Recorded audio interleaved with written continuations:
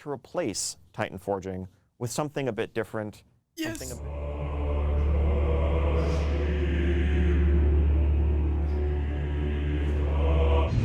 What's up guys, Naethix here. I've just wanted to make some kind of reaction video to the new Battle for Azeroth Visions of Nzoth patch that Blizzard just uploaded on their World of Warcraft channel on YouTube. I've just wanted to record my early reaction to all of this. By the way, it's quite late. Don't mind me talking a little bit quietly. Okay, so let's go.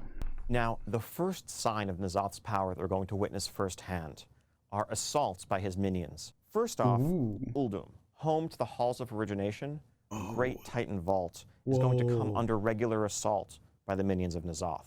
Yes, that's what I wanted. I love going back to old zones. I mean, most assaults, like in Legion, in BFA, are mostly just like, okay, there is a zone under attack, just go there for maybe 10 minutes and then come back. I don't want to see that, but we'll see. Now, another key location in Azeroth that's home to a major Titan facility is the Veil of Eternal Blossoms back in Pandaria. Logushan Vaults is what I'm referring to, of course. Now, last time we saw the Veil of Eternal Blossoms, it had been blighted with dark Shah energy unleashed by Garrosh towards the end of Mists of Pandaria. Yes. Now, the passage of time and the natural redemption that came at the end of that arc has finally healed those old wounds to the land. And the Veil stands fully restored to its original glory for all players to visit in this next content update. Nice. At least until it comes under attack by the minions of the old god and is once again plunged into a new type of darkness. Oh, wow. Is that a raid? Don't worry, it's only going to look like this while Nzoth is actively assaulting it. Otherwise, and in the long run, the original pristine Veil is here to stay. Cool. The thing that I'm thinking is like, that's all so easy. Okay, imagine the Veil of Eternal Blossoms as it is in its pristine state, as Ian said. Just remember this place. You would just change the skybox. Place this obelisk type thing. And that's pretty much it, right? I mean, it's just easy. And I don't know if I like it. Now, Visions of Nzoth isn't just the name of this content update, it's also the name of its major new feature. By completing assaults, you'll be able to earn your way into the deepest recesses of Nzoth's mind and the reality that's seeking to manifest itself across Azeroth. Here we see maps of Orgrimmar. So this is a scenario, right? And Stormwind, indicating the deepening corruption the farther into the cities we go. Now, when you first enter a horrific vision, I can virtually guarantee you're not going to make it very far. Your mind will succumb to Nzoth's relentless assault. As your sanity slips away, you'll begin to experience effects, various detrimental effects, some cosmetic, some very serious mechanical hindrances, as your sanity literally is drained by being within this horrific vision and by facing off against Nzoth's minions. Now, we're going to be working with none other than Wrathion, son of Deathwing, who knows a thing. Okay, wait. We're venturing into these horrific visions, and the first time we get into there, we fail because our minds are getting numb or something. I'm a little bit confused. Or two about corruption, because his father, of course, was famously plunged into madness by Nzoth's corruption. And what else does Wrathion know very well? Well, of course, legendary cloaks.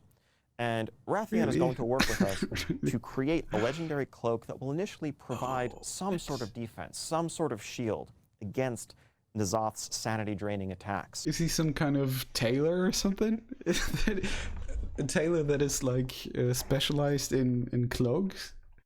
We want to let you experience this the way that best suits your playstyle. We can't wait to let players check this out on the PTR and hear from you what you think.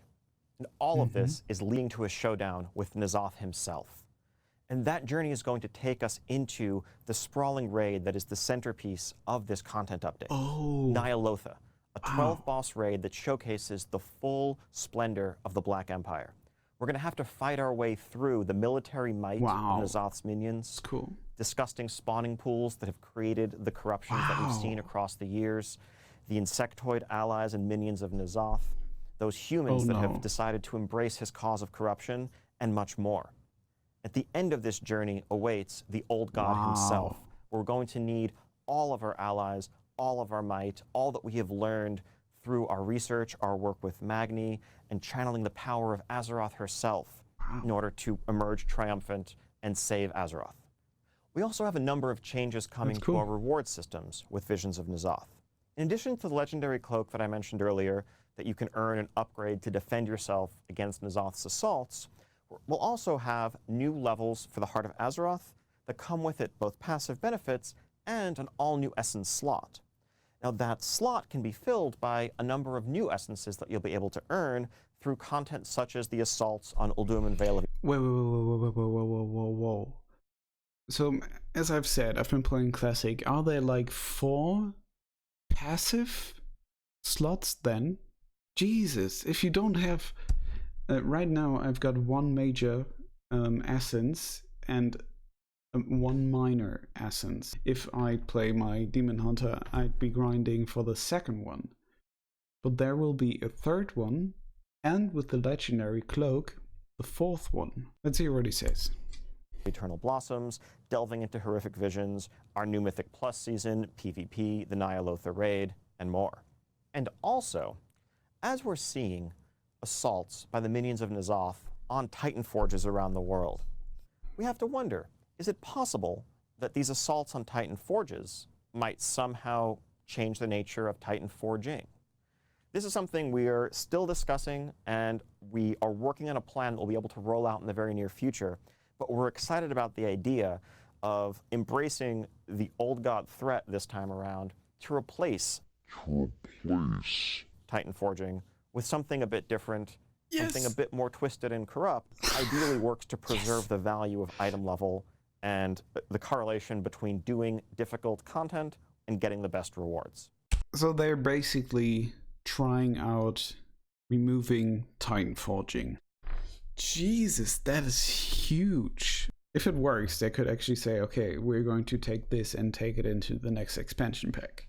Oh my god, that's the biggest problem I have with BFA right now. It's actually ruining the game. Players have been crying out about Titan Forging for ages, and Blizzard doesn't realize it. Maybe they realize it, but they keep telling us, no, you want that.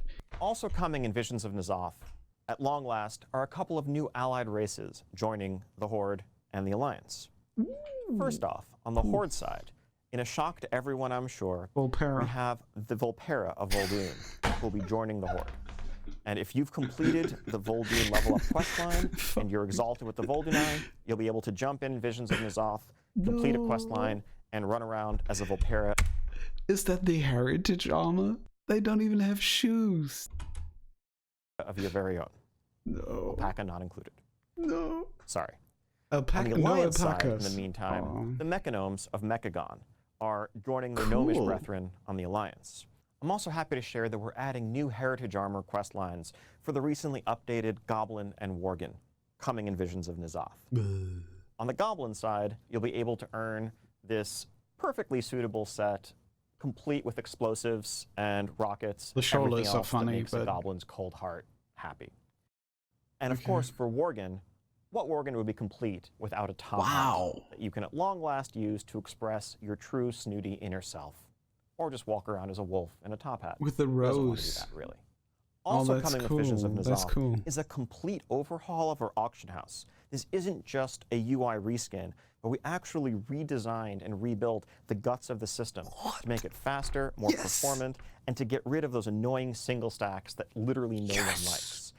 First off, we wanted to make the whole thing smoother and more performant. This is something that we started working on right around the launch of Battle for Azeroth, when folks may remember the auction houses were clogged with tons and tons of single stacks, and searches and even purchasing or selling things might take several seconds or upwards of a minute in some unfortunate cases. We want to make sure that never happens again.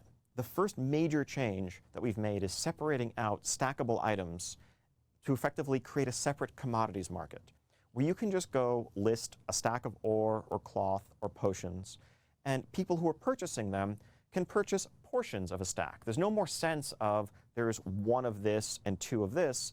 There just happen to be 117 pieces of ore at this price, listed by 7 or 8 different buyers. If you want to buy them, you can just buy 15 pieces. It'll buy part of someone's stack, send them the gold. If you've listed a stack and only part of it sold, you'll get the gold for what's sold and the remainder back in the mail to you.